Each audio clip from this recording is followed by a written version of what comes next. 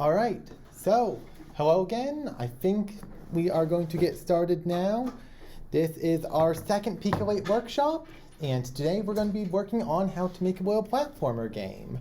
So just show of hands, how many people were here for the first PICO-8 workshop? And of those who weren't, how many people have used PICO-8 or have seen the video we posted for the first workshop? Okay, that's a good amount. You two have some game development experience? Me? Yeah. No, not really. I went to the Game Maker workshop. But Okay. That's it. Yeah, so I'm going to try and go slowly enough that you can follow along. We are going to be starting from scratch today. This isn't building on, it's using the same skills as the first workshop, but we're going to be starting from a blank file. So hopefully if you follow along on what I'm doing up here, you should be able to understand the fundamentals. And obviously at any time, if anyone has any questions, raise their hand. I will be more than willing to answer. So with that in mind, I do have these are mostly the same slides as the first day because I didn't quite have time to prepare today. Review. Yes, review of what PICO-8 is. It is a fantasy console used for creating little mini games, great for projects and stuff. Most important thing about it is that it does cost $15. However, they very generously let anyone try it out for free with the PICO-8 Education Edition. So if you don't have PICO-8 already or you don't have it open, just go onto your search engine and search for PICO-8 Education Edition. It will open up a copy of PICO-8 right there in your browser with all of the full features available. So you'll be able to work on PICO-8 and follow along for the lesson.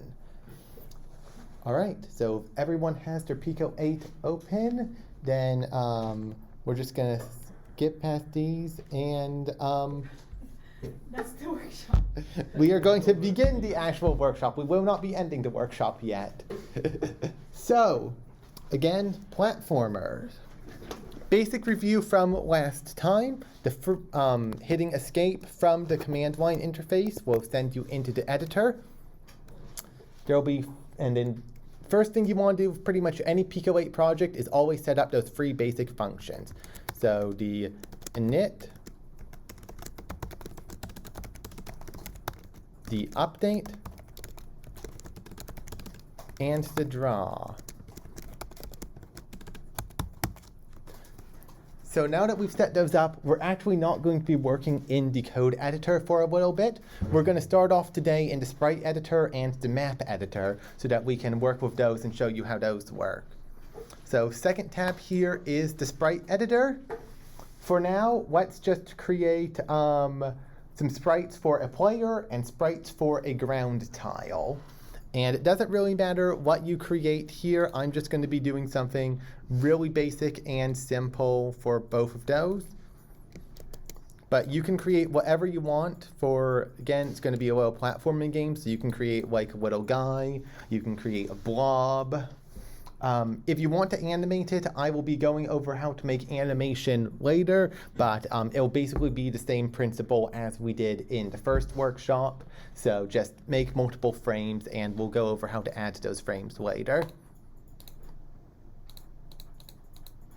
So we've got a little platformer guy here, and then I'm going to make down here 2 different ground tiles. I'm just going to have one be like the little grassy surface area with dirt background, and then the second one is just going to be a solid dirt tile with like maybe a pebble or two somewhere strewn about. So, is everyone ready with your sprites just for the next step? So we are going to move on to putting those sprites into the map editor. Now this is the map editor. It is a giant, it is 4 screens wide by 4 screens tall, and you can actually use Control scroll wheel to zoom out on this thing, and you can hold down. Hi, you here for the game development workshop? Yes, okay. Have you worked with PICO-8 before? Okay, then I will try and get you up to speed with the basics throughout this workshop. Do you have a computer? Yeah. All right, cool. If you go onto your computer and you open up PICO-8 Education Edition, just search for that. It's a full version of the PICO-8 game engine right there in your browser for you to use. So you can try and follow along with us up here. And in addition, I don't have any printed out today, but if you check into Game Development Group Discord, we just sent out a Google Drive link to a PICO-8 cheat sheet, which you can use, and that's got all of the most used functions right there for you to see. All right. So, map editor, again, scroll wheel to zoom in and out and move the cursor around. And you've got the drawing functions down here where you can select a sprite and paint it onto the map. We won't be placing the player character on the map. We'll be controlling our player's position differently. But you can take all of the ground tiles you've made and just create some simple little terrain. And we can scroll in to see it better. And if you want to see what it looks like in a full screen mode, this button up here will just hide the toolbar at the bottom, so you can better see what the map looks like in some cases. So I'm just going to create literally just a completely flat platform. Oh, and this one right here, Sprite 0. That's the reason why I recommend you never overwrite Sprite 0, because it is special for the map. It represents blank space. So any sprite you put in Sprite 0 can't be used on the map. Yes. How did you open up the map again? Oh, that's the third button up here on the top toolbar, right next to the sprites menu.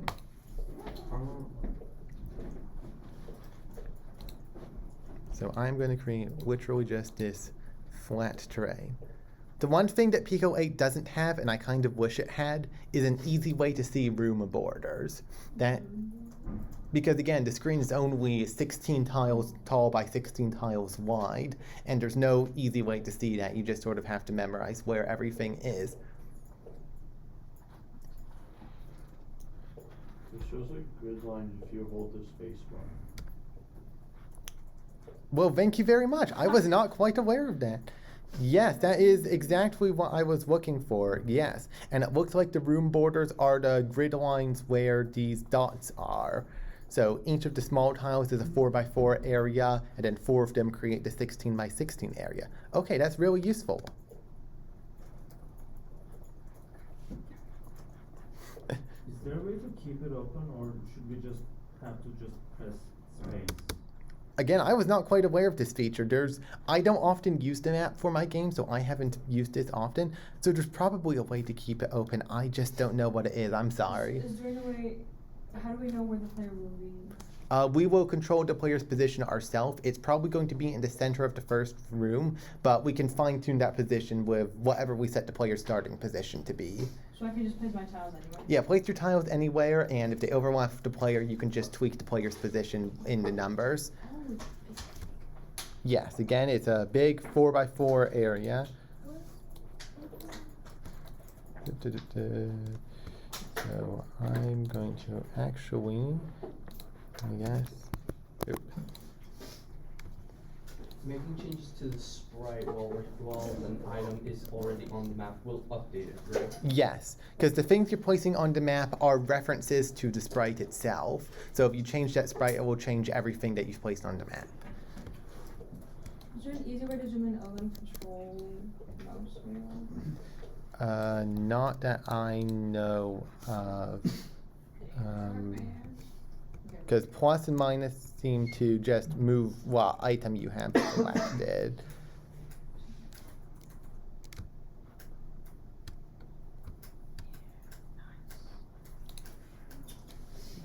And also, is there a way to select a chunk of tiles and move them all? Yes, you can use the first tool down here is the select tool, and then you can, the pan tool is not, that just moves the camera around. So to move a group of tiles, you just hit Control X to cut them, and then the second tool here is stamp from clipboard, and then from there you can just paste in the tiles you cut. Oh. And then fourth and sixth tool are your fill tool, which should be used with caution. And then this just allows you to draw circles or other. And then if you hit the tool again, it lets you draw squares. Holding control will make it a filled shape. Releasing control makes it a hollow shape. Has everyone got a map ready and are ready to try and see it actually in game? So, in order to do that, it is really easy. You go back to the Draw tab over here, the code tab up here, the first tab there. And then in your draw function, you just want to add the same CLS that clears the screen. And then in order to draw the map, you literally just go map 0, 0, which draws the whole map starting from position 0, 0, so the top left corner. And then if you run the code from here, it should show you the map that you just drew in the map tab. So I'm going to do that real quick. And there we have it. Simple little map. Mine doesn't show anything. Did you draw the map in the right location? No, that's what I was asking for. Yeah. I know where to draw it. A bit of trial and error and a bit of guesswork. What? Again, the spacebar shortcut, thank you very much for pointing that out. But nope, this is the map. Okay. So if you're at this level of zoom right here, these 4 dots here in the top corner show you where the room would be. But different zoom levels have different sets of 4 dots. So it is the second zoom level out after the one that shows everything at 1-to-1 scale. Wait, I need.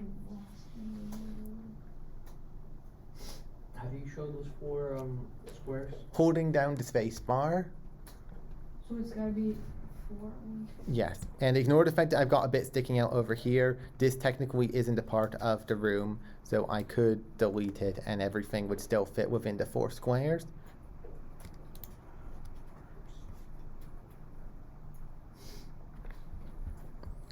You can also count the tiles itself.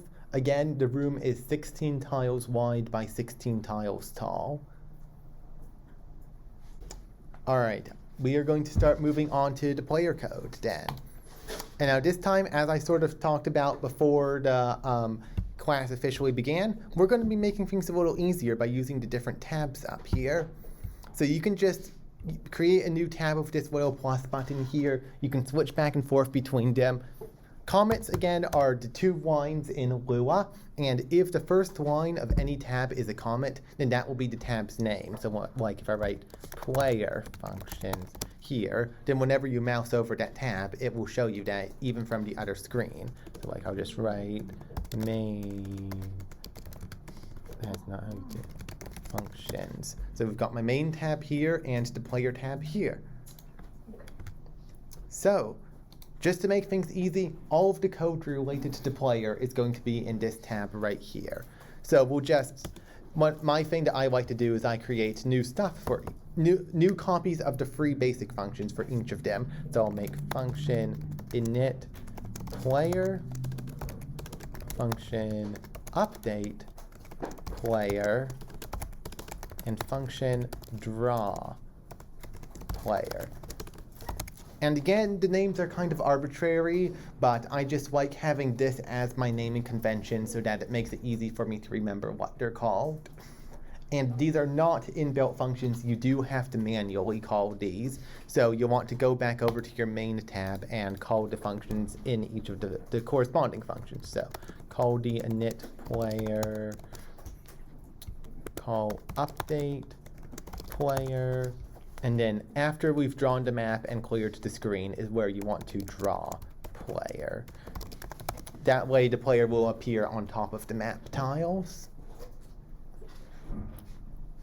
Okay.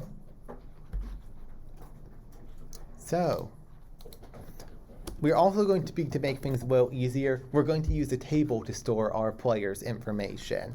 So P equals a table, and that's using the curly braces again. And we can assign values to the properties of these tables. So x equals 64, y equals 32. These can be tweaked as you need. These just set up where in the room the player starts. And then dx equals 0, dy equals 0. That's the player's acceleration. Oh, forgot, you need to have commas after everything. And then finally, we want to add a new value called g equals false. This is just going to be a Boolean that says whether or not the player is on the ground or not. So it's false if they're in the air, it's true if they're on the ground. Now let's get to updating some of these values.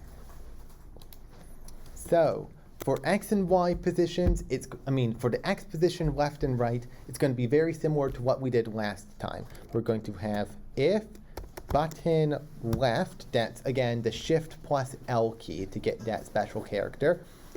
If button L, then p.dx minus equals 0.5.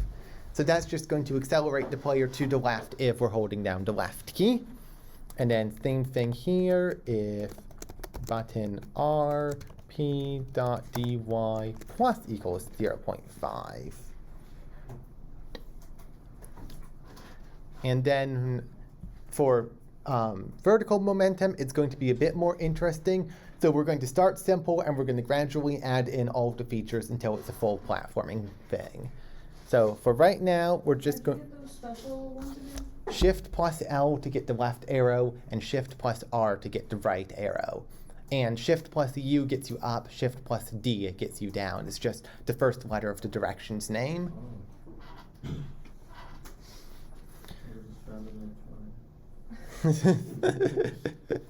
No, there's some method behind it. What does G stand for? What is G stand? Grounded. That's whether or not the player is on the ground or not. And so we're assuming they're not? Because we'll assume they're not at the beginning. Like if you start them directly on a ground tile, it should update to true as soon as they touch it. But like if we start them above it, you want it to start as false. Again, I'll get around to actually using and updating that after we add the initial functionality here.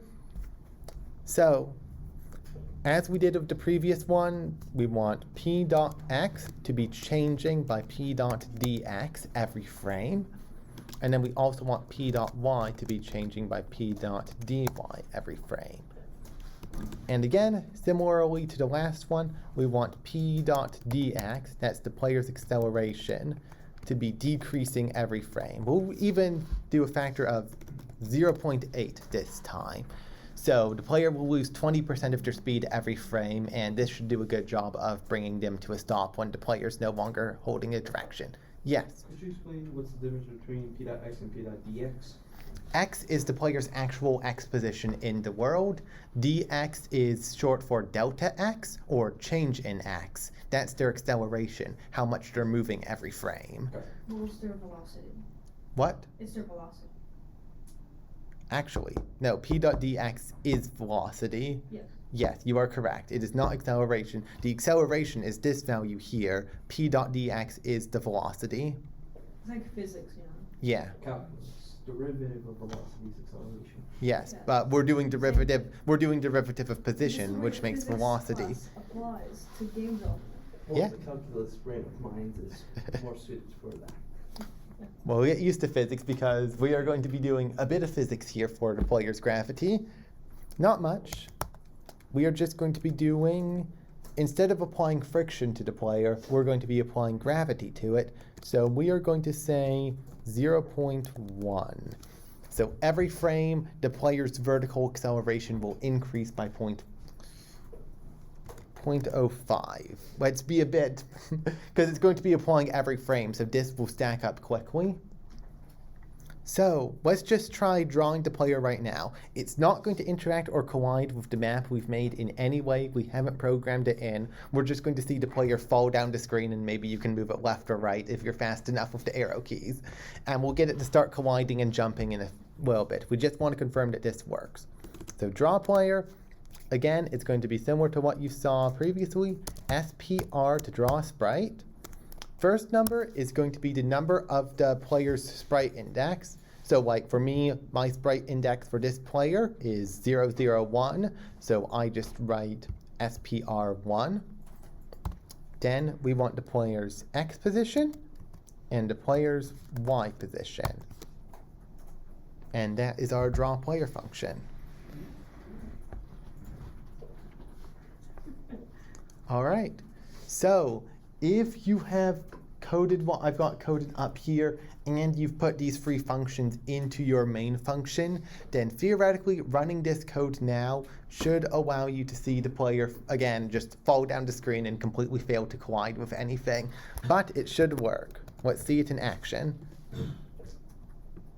There we go. Oh, Yeah, it accelerates pretty quickly.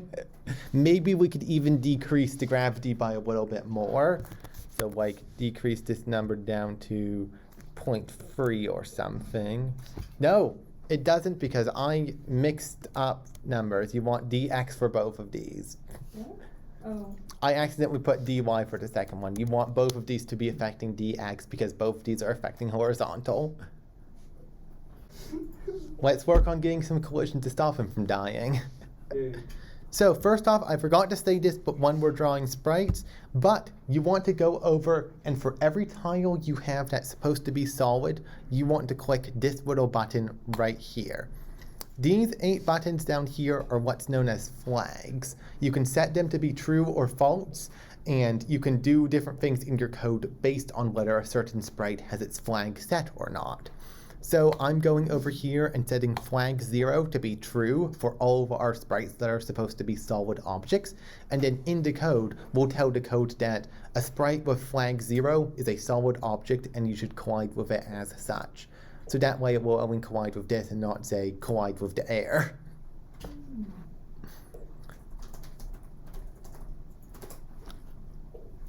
And then we will also in the code here write a special code for handling collision.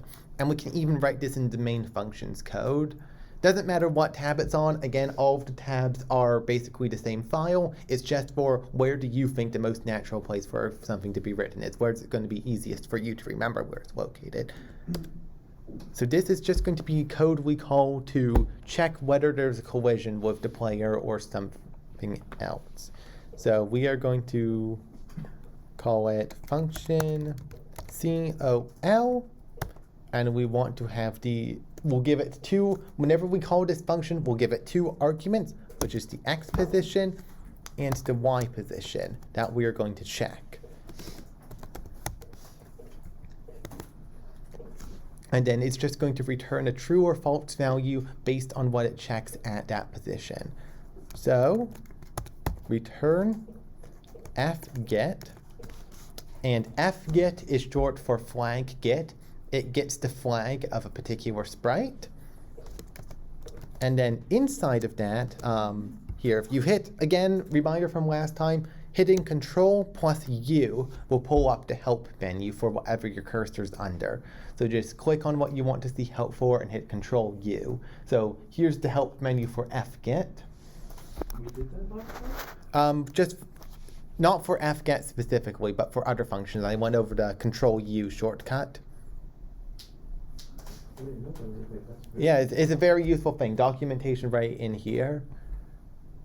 Where did you put the cursor? You click on the code itself so that the cursor is just hovering over the function you want more info about, and then Control U to get you that information. And then you can just hit Escape to get back into the code. Oh, So, fget, as it says up here, fget, you give it the sprite number and a flag, and it will tell you whether that flag is set or not. But again, we give this function the sprite number, but we don't want to know the sprite number. We want to know the map position, whether the flag is set or not. So inside of fget, we're going to be calling another function, mget.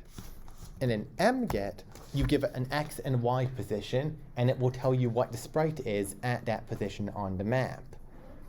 And now these are specifically tile positions. So it won't be the same as the player's position. It will be 1/8 of the player's position because there's 8 pixels for every tile. The player's position is measured in pixels. The map position is measured in tiles.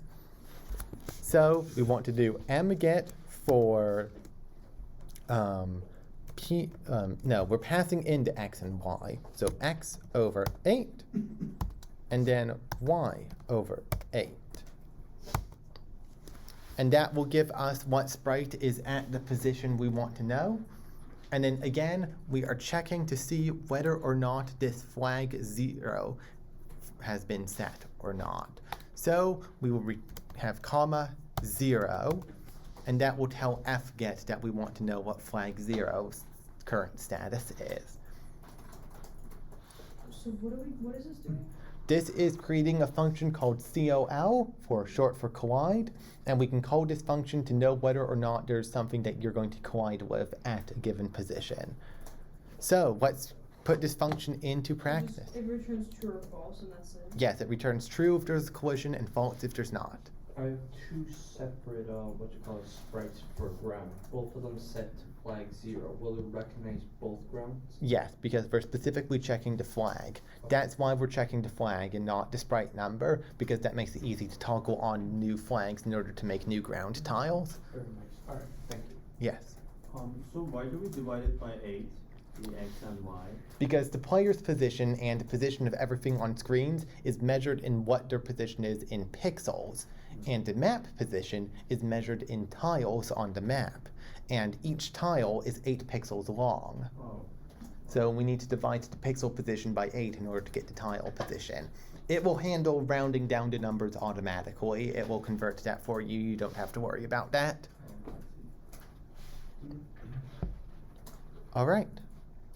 So let's start getting the collision detection in place. So if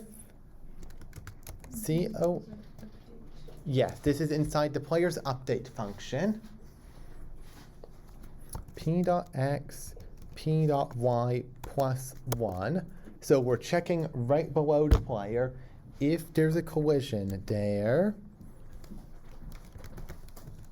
Then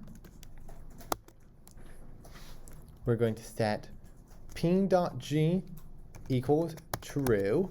This is, again, the grounded thing, so we are setting it to true to indicate that the player is on the ground. We set P.dy equals 0. We're setting the player's vertical speed to 0. That means it's no longer falling and no longer building up momentum. And we set P.y equal to, and this is going to be kind of a hack here. This might lead to problems in the future, but we're going to do it anyways. P.y divided by 8, rounded down using the FLR command, and then times 8. So we're essentially rounding the player's position to the nearest factor of 8. And that will perfectly align it to the tile grid, so it will look like it's perfectly resting on top of the ground. Oh. But like later we're gonna change it? I think this should work. I'm saying there might be some complications because this is sort of a hacky way to do it, but You would do it a different way. I would do it this way. Oh. I'm just saying this might not be the best way, and if it's not, then we can do a more thorough checking of it, but I see. for our purposes, this should be good. If it works, it works. If it works, it works. And then also in this if statement, you want to have an else statement with P.g equals false. So if it detects that there is no collision below the player, then just, it's not grounded anymore, so indicate that. So it should be falling. Yes. We've already taken care of the fact that it's following up there with the movement commands. This will just set the grounded flag to false. And what we're going to use this grounded flag for is if the player is grounded, they can jump. If the player is not grounded, they cannot jump. Okay, let's test this code and see if what I've done has worked. Well, I may be slightly off. Instead It of would- floor, maybe ceiling. What? Instead of floor, it maybe ceiling. No, we need, because ceiling would be even worse. Oh. Because again, This doesn't exist. no, it does. Oh. But the issue is, again, positive Y values are below. So if I do this, we wind up 2 tiles in. So it just snaps down like that, and it looks even worse. Wait, can you P.? So subtract 8 from that. No, subtracting 8 won't work. Subtracting. How strange. Yes. Cool. And this is what I get for not preparing and then throwing a hacky solution up on the board. Oh no, now my thing is gonna start. So, if we do what Liz has suggested, which is increase the range at which you're checking to 8 and remove this code right here, so your function should look something more like this up here, then Oh my god. it works. You're a genius. Okay, we're going to say this works for now. Hopefully it doesn't break. Yes, it will probably break when we try and add collision going side to side when you walk into a wall. But for now, this works. We're going to work on making you jump next. Couldn't we just make a separate function then for collision side to side? Maybe. We'll see if that becomes necessary. We should be able to reuse the first function because all of the issues with it are within this. It's not within the collide function itself. Mm-hmm. So, jumping. Should be very easy now that what we have is done. If button press, and that's going to be button press, and you can make the jump key whatever you want. And if you want to have multiple jump keys, you can do like or button press O. So that way I have both my action key and the up key will cause the player to jump. You could choose to just use one or the other. That O there is just, again, Shift O, but oddly enough, it corresponds to Z on your keyboard. So pressing Z on the keyboard would make that thing fire. Why B and P? Because P means pressed. That will only fire once when you press the button, so that way it won't trigger again if you're holding down the button. Oh, so every frame, so you wouldn't be like going Yes. up and up and up. Yes. And then we want to have another if statement inside of this, which is if P.G, then. So that's again checking we only jump if the player is actually grounded. And if that's the case, P.dy equals -2. Again, all the values I'm putting up here for numbers, I'm not entirely sure if they're the best values. Different games might have different values that work best for their respective physics engines, so feel free to mess around with all of these values to your heart's content. But this right here should be literally all we need to get the player to jump. So if you run this code, then once we're on the ground, we can jump. Yeah, we got maybe increase gravity slightly. That's some big hops. Yes. Or just make the jump smaller. I think gravity is a little too floaty. Whatever you want to do. Like, I'm going to crank up gravity just a bit. And I think this looks good. Which variable determines gravity? Right here, when we're adding a number to P.dy, that's effectively our gravity right there. And you could just store this as a variable. I'm just using it as a number literal written right in the code.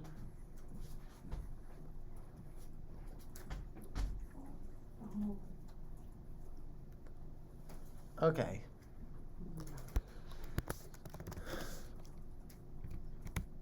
So, now that we've got the player jumping around, it's time to do sideways collision.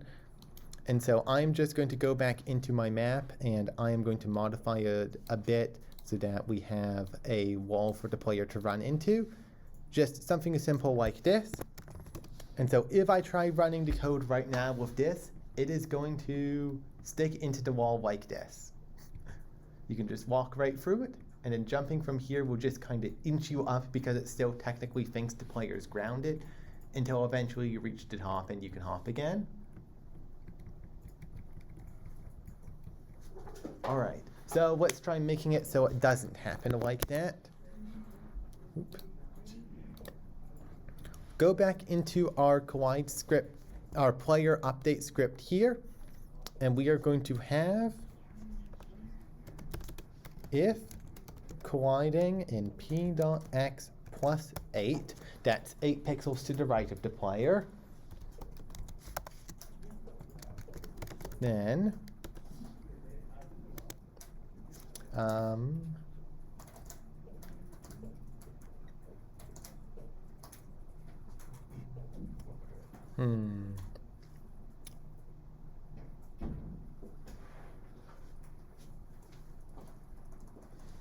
Okay, this is probably, again, another hacky way to do it, but the previously hacky way failed, so this is definitely going to do it.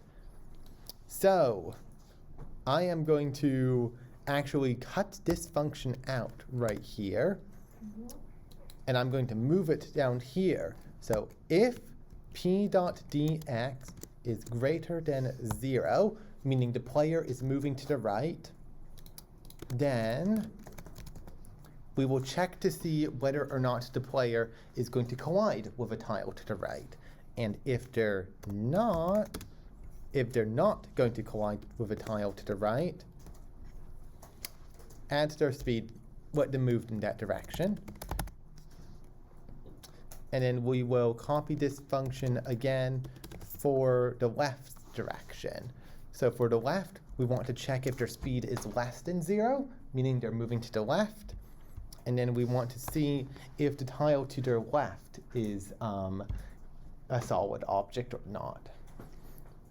So theoretically, this, yep, because positive or greater than, positive is greater than 0, negative is less than 0. All right, so let's run this code and see if my solution actually works. No way, this actually looks like it's working. Can you go? You kind of clip through the wall Our there. character's going insanely fast now. What'd you do? Did you get rid of the old movement script? Yes. What did you get rid of? I got rid of right up here. This line used to be right here. So where we were moving to Y, we would also move to X. But I've changed it so that we now only move to X conditionally if you're not going to collide. Wait, so what we removed was p dot x, not p dot dx? Well, we removed both of it. We removed the entire line and just moved it down here.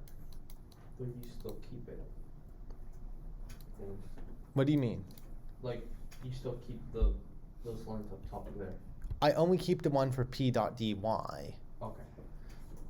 Because the Y position we want to, I guess, always update except for right here when we're setting dy to 0. Yeah. But the X position we only want to update if it's not going to collide with something. And theoretically, I could do something like this for the Y as well. But this, But it didn't fully work though, right? it didn't fully work because this is a similar issue to what we were running into last time. Now let's see if I can demonstrate it by doing another wall over here. So again, like we were talking about in the last workshop, the player's position, the number that's actually keeping track of for the player's position, is that pixel right there, the top left corner.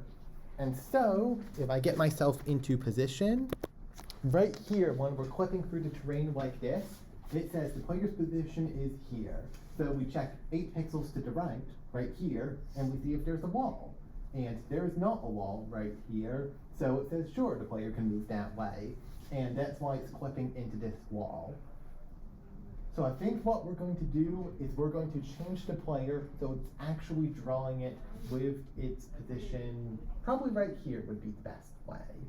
So this is going to be our actual player position. So that way if we check 8 pixels over, it would say, nope, there's still a wall here, you can't clip into the terrain. So that's going to require a bit of a rewrite of some of our vertical code as well, but it should make the horizontal code work fine. Isn't there a way for us to just check 8 pixels down? Or that. Can you go over briefly your Yeah. update player function? Like what we've got so far? Yeah, Just to review. Just to show. Yeah. So I can check. Yes. So we've got the first 2 lines there. Just change the player speed to the left and right if you're holding down left and right. Next line checks if the next block of code is if you're jumping, and if you're actually grounded, then immediately give you a burst of upwards speed. This right here will change the player's position based on their vertical speed. This times 0.8 applies friction to the horizontal speed, slowing it down, and this applies gravity to the vertical speed. This is if the player's position 8 tiles below is solid ground, then they're colliding with the ground, set their grounded state to true, and stop their vertical momentum. If not, there's faults. This is if the player is moving to the right, then if the tile, I think this will work, 8 tiles to the right and 8 pixels to the right and 8 pixels below them. Yes. And then we add the same thing here. If that's, Would it be if you're moving left? It would again be 8 pixels down, so you want to add to the Y position, but subtract from the X position. Yep, and that should be the whole player Would it update be function. -8 or just PX? Because that's the player's X position minus 8, which is 8 tiles to the left. Yes. But if your player position is already on the left side of your player, isn't the center of your player already on the left side of your player? Yes, but I think we still want to have this. Maybe we'd even get away with doing it as -1, but if we do 0, then it's going to check for the player's actual position. Like if I tried this, then... No, there was a reason it's not working. It's currently saying you're in the middle of the ground right now and you can't move at all. Because I can't move in this state. Because it's saying, is Just there... check +7. 7. There's always a simple solution. I'm sorry, I'm a bit out of it right now. Oh, but also it's because this is so many restrictions. Yes.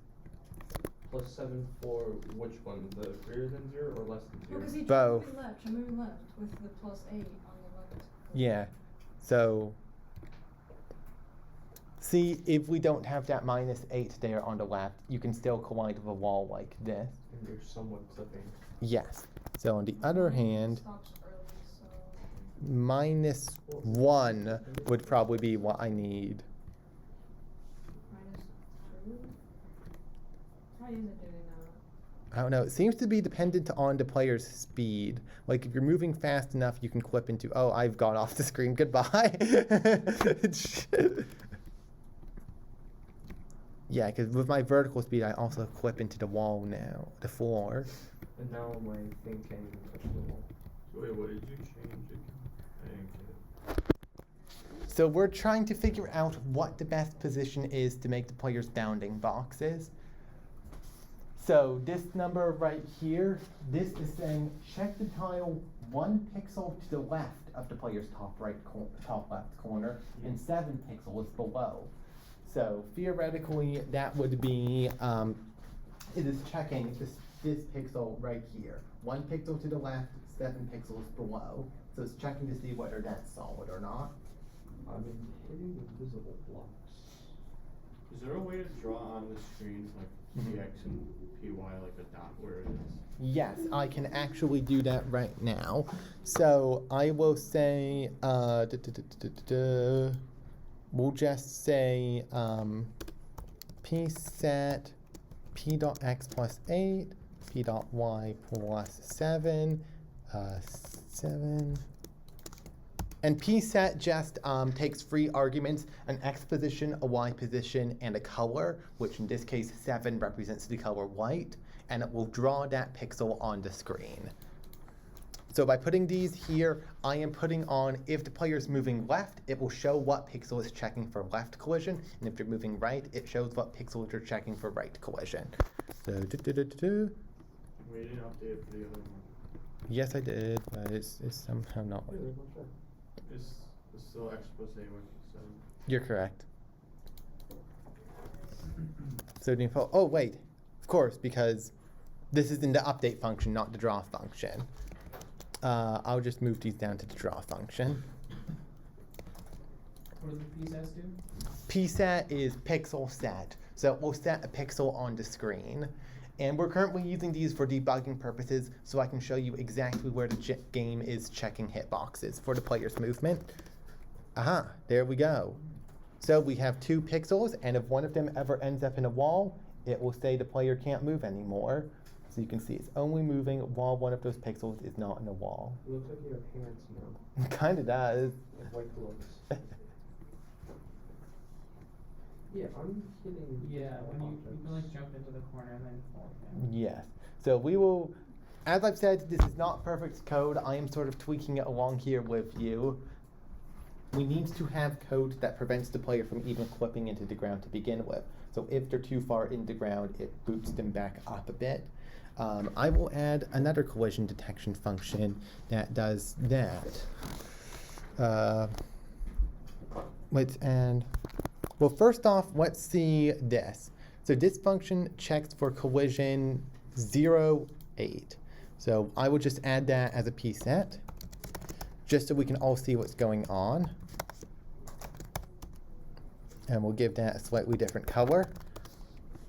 So that red pixel is our vertical position pixel. So you can see it's 2 pixels into the ground where we only want it to be 1 pixel because I was moving too fast. And that's also why I can clip into the ground here, because it's off-centered to the left of me. So if I get it off the edge of that cliff, then I fall through. So at the very least, what we want to have done here is we want to add 2 of those functions in, or we'll just do like an or here. Or PICO-8, here, just so it's readable, or P.x plus 7, P.y plus 8. And that will handle collision on both sides of the player, so you shouldn't be able to do that. And I'll add that down here so we can see that as well. Plus 7, P dot. What does this do? That is making it so that there's collision on the left edge of the player and the right edge of the player. So you need to be fully off the cliff either way in order to fall. The Yes, the vertical part right here.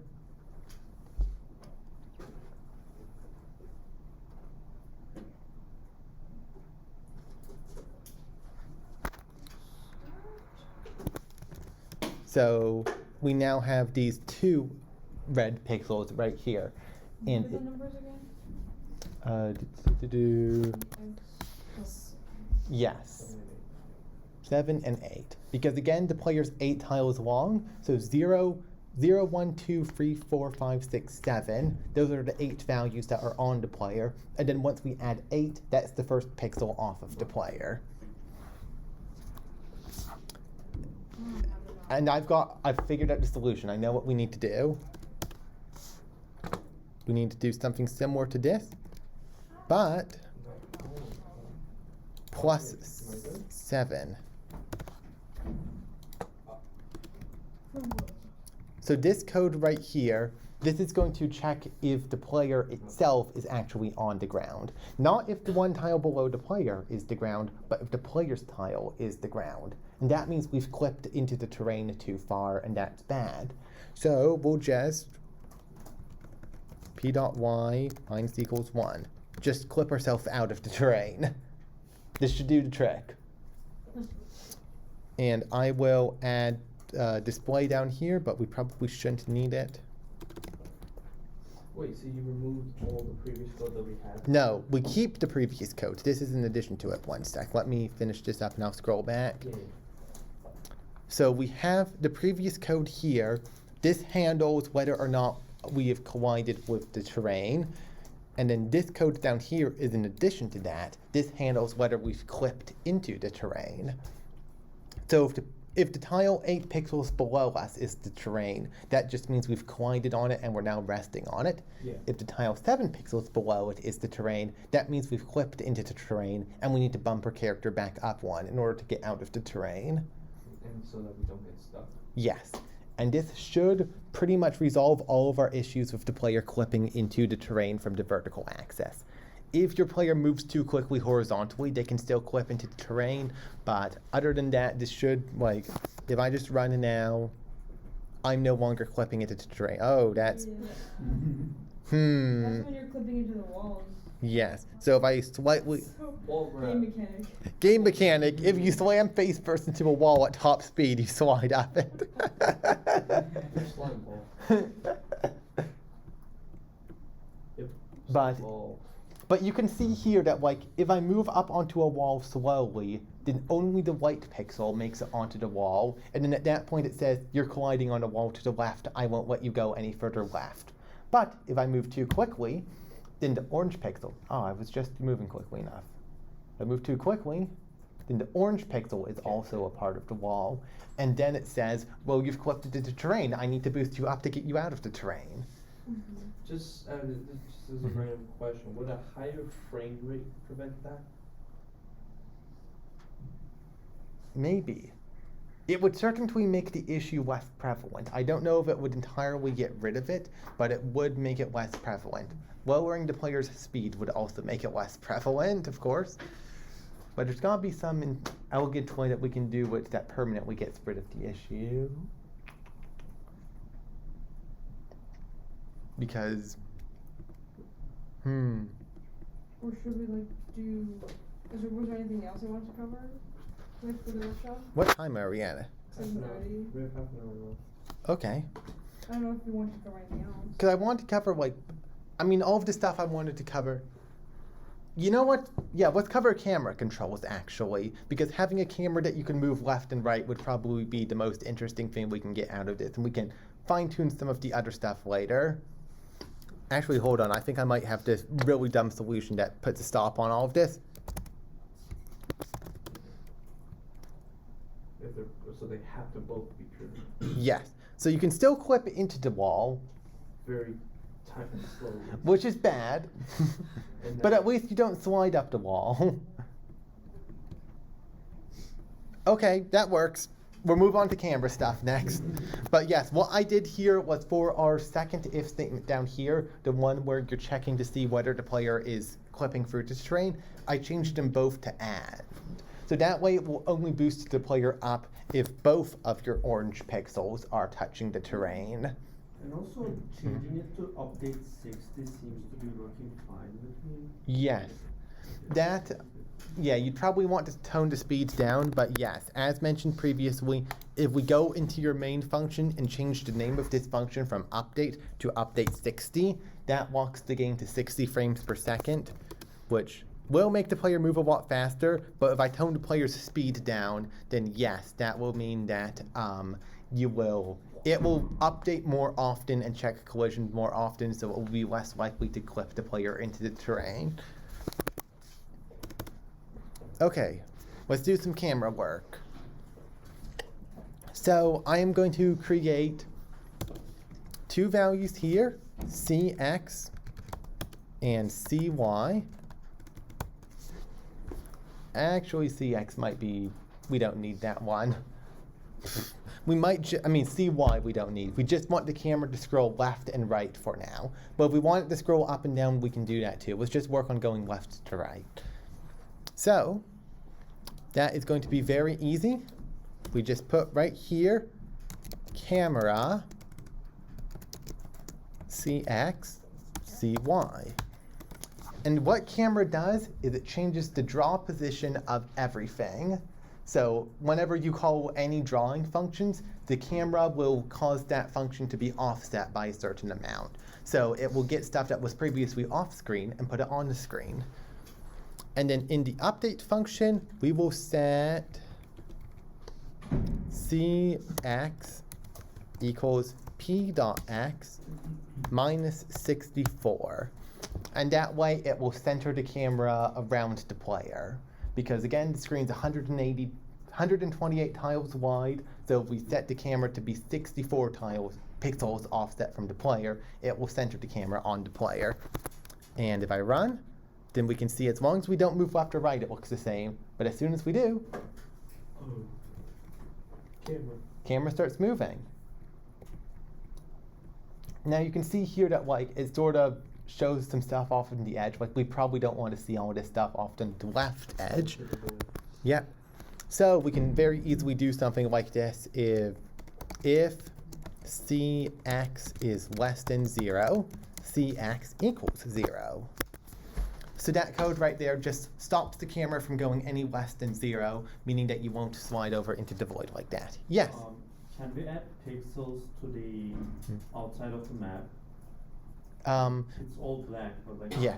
Well, the map itself can only be 4 rooms wide by 4 rooms tall. That is, if we go into the map itself, you can see that that is a physical limit of the screen here. It's relatively big, but not infinite. But yes, you are correct. If I go over here and I start adding new terrain right here, like something like this, if I were to add that terrain here and go back into the game, you can see that I can scroll over and all of that terrain is now there and working just fine. Yeah, what about the left side? Like the minus? The left side, you cannot.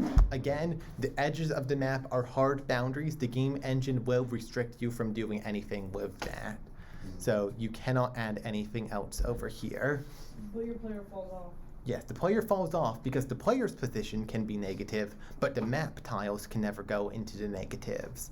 So that is a bit of a disparity between how the two of those work.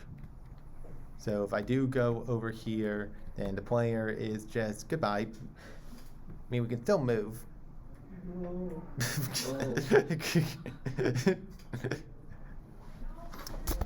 But yes, okay. So, that's the basic boring camera. I like to use a little bit more of a fun camera. Oops, don't need that. So, Quickly go over yeah. your collisions for your player for horizontal collisions. Real quick, yes. At least, because I think my numbers are just wrong. Okay, the collision code is right here. PDX. Yes, these two functions right here are the collision functions. And again, that is just saying if the player's horizontal speed is greater than 0, aka if the player is moving right, then check to see if there's a tile on that position to the right of the player and down. If there is, then, if there is not a tile there, then the player is allowed to move right. If there is a tile, they can't move right. Okay. Now, cool camera. Cool camera thing. We are not going to set the camera's position directly to this. What we are instead going to do is we are going to average it out to that position. So what we are going to do is we're going to say, we are going to take this value and add it to the current camera value, Cx, times, we'll say, I don't know, 9. That's just an arbitrary number, but the reason it's relevant is you're dividing everything by 10, and 10 is 1 more than 9. So what we're essentially doing is we're taking the weighted average right here, where 9 attempts of the average is the camera's current position, and 1 attempt of the average is where we want its new position to be. So that way the camera will kind of lag behind the player to give some more dynamic movement to the camera and how it works. And you can tweak the numbers as you want, just to make sure that this number is always exactly 1 more than this number right here. Because that's how to make sure that for the average, everything still adds up to 1. Because this is 9 attempts, this is 1 attempt, and it adds up to 10 attempts. Do you understand why I'm doing all that? Okay. This is actually one of the functions that I have in my personal, when I'm making PICO-8 stuff. I like to always have a function that calculates all of this out for me called smooth. And it's just used to get some good smooth movement. And I will run the code here to show how it's supposed to look. The camera kind of just. Oh, I've done an incorrect. The camera just runs away. You have to make sure that you put parentheses, PEMDAS.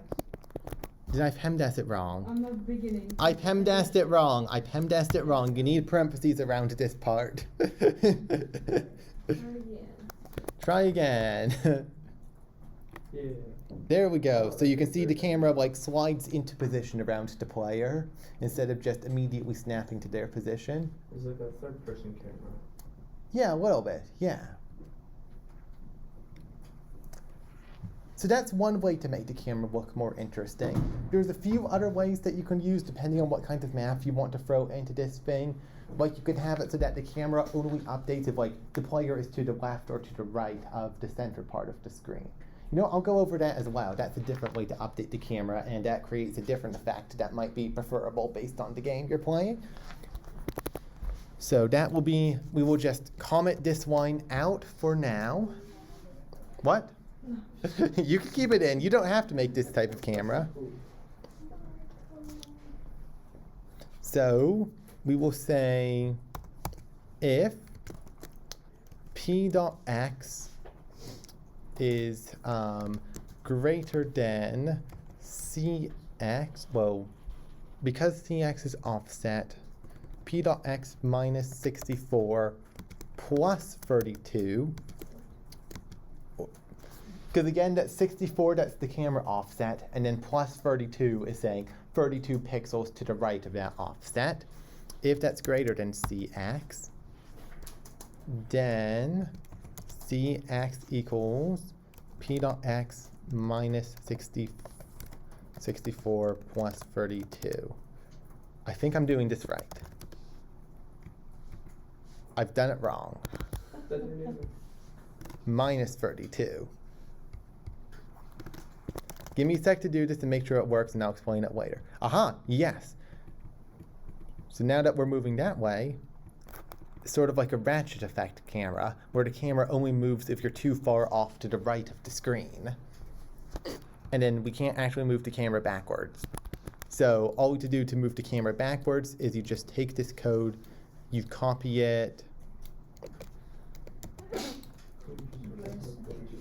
and we want to add 32 and check if it's less than that value, and then add 32 again over here.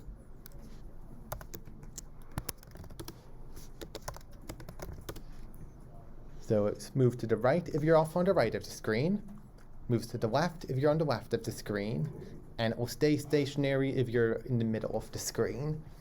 So like this is good for like more action type games if you want the player to be fighting a lot in one area. So that way the camera's not constantly swinging around as they're moving back and forth, but when they actually want to move forward, then the camera will pan forwards and start moving with them. That makes sense, yeah. Yep. And the other one is good for, as you said, to like third person sort of camera. It's more cinematic. It makes the game look smoother and more fun to play. And you could theoretically combine the two features together, but That's what I want to try. yes, that's a lot of math. I leave that as an exercise to the class. Homework. How much more time do we have here? We got 15. We got 15 minutes. Let's do something funny. Let's do something funny. What do we want to do that's funny? I mean, there's... The player shoot his gun. Where do you want to be on this about? that would be... Oh, my player sticks to the wall sometimes. We could look at that and why that happens. Yeah, that is, again... More collision stuff. Yes. I still have the snail thing where I just go off walls. Yeah, that's my thing. Oh, I think I've got it. I think I've got the fix for that. So, we copy this and not this one. So that's saying if the player's left corner is clipped into the wall and the right corner is not clipped into the wall, then we know that it's stuck in the wall to the left, so we want to nudge it to the right one space. Wait, okay, where is this? Is this a new stuff? Or is Yes, this I have not? copied. I've copied the code we use for nudging the player out of the ground, and I've changed that to be a not, and we've changed it so it instead moves the player right one. Yes. So that will say if you're clipped into the wall to the left, move out to the right one tile. I got stuck into the wall. Yes. Well, that's just to the left. We want this one here. If we change the not to be up here, which says if the player is clipped into the wall to the right, move them left one space, just like that. By one. Yes, because that way it will just gradually nudge them out until they stop being clipped into the wall. Per frame or per second? Per frame. All of these numbers are per frame. Because my character just gets stuck on like a corner if I go Mhm. fast enough. Okay, let me Just check your hold code it out. fast. Because it looks like, here, let me put this to the stress test. Player go fast. Yeah. Yes. Wait, can you show your code again? Yes, this is the code that I have, this bit right here. So again, this was code that was already there. This is the previous collision detection for the vertical axis. Yes. These two are new stuff I've added for the horizontal axis. Minus If 1 not- plus 7. Plus If- 1 plus 7. So all in get added by 7. No. The only difference is P dot. Oh, it's that. It's P dot X. I have P dot Y. Yeah. Okay, let's check. Mm-hmm. There you go. I'm not stuck. Yes. But I do sometimes gradually slide off a wall. Why Let me- would my... Oh, that's my sprite. Can I replicate it? I just saw it for a second. I don't know why. I'm gonna just make him thick. Sorry. Oh, no. I was just wondering why there was like 1 pixel. There you go. Like nothingness, because my sprite just doesn't There you take go. up Something like full- that. Okay, what's going on with the collision detection? Can I see your code? Sure. No, never mind this. If collides, sorry, here. Collides with P dot. Why is that an 8? Wasn't Wait, no, that's. Wait. This is the if. Oh, you didn't copy the second one. What's the one? Well, You need to copy this again, because you have this block of code here. Yeah. You need to copy it here for this block of code to work on the other oh, there's direction. 3 of them. Yes, because this one is for if you're stuck on the wall to the left, move right, and this one is if you're stuck on the wall to the right, Right. move left. Yes, because it's horizontal, we sort of need to mirror things on both sides. Oh, okay, got it, got it, Yeah. got it. Okay, are you following along? Yeah, but this, you could put p dot x minus equals 1 in the first function because it's the same like parameters. Well, there's the not here. That's Oh, making I it didn't see think. that. Okay. Yes, because again, that's saying that if the player is clipped into the wall, well, is not clipped into Right, the wall it's on their bad, left, still but needs is clipped into the wall on their right, Alright. then we know they're stuck on the rightmost wall. If we know they're clipped into the wall on both the left and right, then that means that they're actually in the ground itself, and it's giving us a false positive on both sides, so boot them back up. Well, it's just because of my sprite drawing didn't take up Yeah. the full width, so that would. Yep. Um. And then other things we can do if you want Double jump. double jump. So in order to double jump, we will just, Well, you Big said four you digit. wanted to test it, then it goes fast. Right? I mean, yeah, did I actually wind up running that? Yes, player go fast Whoa. now. It's like Sonic now. Yes. Even got red gloves. Okay, double jump should be easy. We'll just add another flag here that says if they have a double jump charge. And again, we'll start out as false. So, remember the comma here? The comma is important for objects like this. So, double jumping. So when you hit the ground, we want to set p.d equals true as well. So when you hit the ground, you recharge your jump and your double jump. Then up here, if you're grounded, then you jump upwards. And else if, that's all one word in this language, else if p.d.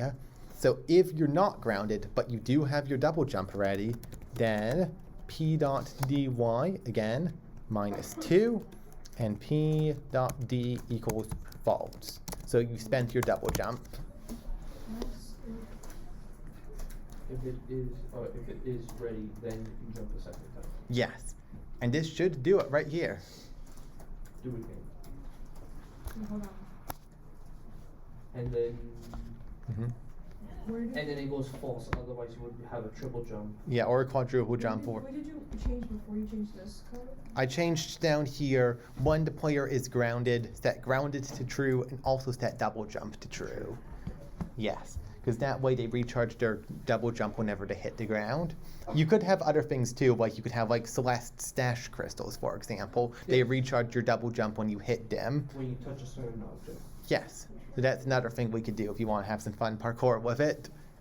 Yeah, 8 minutes, whatever. So just making sure my code works. Jump, double jump. Whee! Jump. I'll even do like a little hop. Mm-hmm. Very nice, very nice. Oh no, I think I have an infinite jump. Oh no, did you not set default? P that D. Oh no, it's J. I think mine is J. Right? Mhm. Yes. Caps lock J makes a little man. Huh? Caps lock J? Caps lock J makes a little man on in the what you call it. Oh, when you do shift J, like when you type shift J. Yeah. Oh, shift plus J. Like Yes. when you, if you go to As a Twitter. as a character code. Little man. Yeah, it makes the little man. Why would I use that in my code? I don't know. Hey, little man. Like if I wanted to have like a text, if it's just. Yeah, like you could do like PICO-8 text. like you could do like this could be like a counter for like wives left or something. This Oh, it's like a cheating. variable name. Yeah, it's a string. It could be used as a variable name, or you can just print it out directly to the screen. Oh, for like the user. Yeah, like for the game we made, I was directly printing out the codes for O and X directly to the screen, yeah, and that was right below during the UI area. If M makes a face. Oh yeah, that's the. Okay, I guess I should just press random. Yeah, just experiment with random buttons. Oh, but we do want one other funny thing to do. There is one other thing that I always enjoy doing. If P dot Y is greater than 128. So if you've fallen off the stage, P dot Y minus equals 128. Oh, wraparound? Wrap around. Okay. So, How does wraparound work with camera? well, since we're not changing the camera's Y position, it just does exactly what you'd expect. Just keep letting it go. It should look like one frame. I mean, if we go fast enough, we can clip through terrain. So close. Particle accelerator. Or if you go super fast. Yes. So that's always a funny thing you can do with this type of code. Oh, there we go. Managed to clip into it. No. Can you show it again? Yes. The code. Look at the code, sorry. That's literally all you need to do for wraparound. P That's dot Y minus 128. yep. You're not Sonic, you're Pac-Man. I just realized that. You're Pac-Man. You have the gloves and you're Pac-Man. Yes. And I'm yellow. I'm not. Well, Supersonic's yellow. Yes. Yes. Particle accelerator. Yes. There we go. Yeah. Oh, God. Yeah, DY. Come on, one frame. 50. Yes, there you go. Keep letting it go. Eventually, at some point, we'll go more than 128 pixels, and it will just leave. There you go. There it is. Look at that. Wait, I Ah, that's so cool, man. think, is P dot Y less than 128? No, greater than Oh, 128. that's why. Okay, so I was like, I cannot see it. Impossible levels of speed. You don't overflow the integer eventually? Eventually, probably not too fast. Oh, for, my, like, my the guy is speed? gone. Yes. Yep. Well, what if you try this with 60 update? Like, make it even hard. Oh, Oh, no. Oh? there you go. Oh, no. Wait, what's happened? It reset. It reset. 1 second. It rolled over back to Overflow, zero. right? Oh my goodness, it did. What did it even collide with? I don't know what happened. Fly with anything, like it rolled over the integer back to zero. Oh my goodness. Well, we were doing 60 frames per second. That's what we're doing. Just to see. Just to see. Oh, we go even faster now. It should be even smooth. Oh my goodness. Yes. This Yes. is what game development's This is what game development's about. Messing around with numbers you shouldn't touch There and you having go. fun with That's it. Awesome. Oh, I missed. I go Oh, way my too player's fast. still falling. Luke is having the absolute time of his life. Oh, No, he's it's having a gone. really bad He's time. gone. Alright, I think that's enough. Wink. Let him live. Let He him will live He's out still smiling. He's fine. peaceful existence here. We'll see. Oh, battery's Sometime low. workshop. Yes, and I believe we are out of time. Oh, There we go. there we go. There we go. There's our final slide. And we have finished on time. So, thank you very much for coming. Thank you very much for bearing with me. This is a bit less polished than the first workshop. But yes, we'll be having another workshop back down in our normal room next week, right before break. Oh, we don't need to wait 2 weeks? We do not need to wait 2 Right, weeks. By next week. But next Yeah. week's the last one on our calendar. Maybe. I'm really liking these more than the Game Maker workshops, so if everyone else is liking these more than Game Maker, we can do more PICO-8 after break as well. Alright, relax. But we will discuss that I later. don't know if I can The choose. only thing we can My say... calendar is full, but Yes. I mean, we can cut out some of the Game Maker workshops. No, Game Maker's super cool. we'll see. We'll see. Sacrifices We'll have to be... Thursdays tomorrow. Yes, if you want to learn any more fun PICO-8 stuff, yes, they're not office hours. We're making them approachable. Well, because we just talked about making games. So if you want more Yeah. help with making your PICO-8 game, you can come tomorrow, 6 to 7, in Classroom Wing 112. Yep, I've got some fun tips for PICO-8. Ask me any questions. I'll be happy to share them. And yeah. Thank you all for coming today.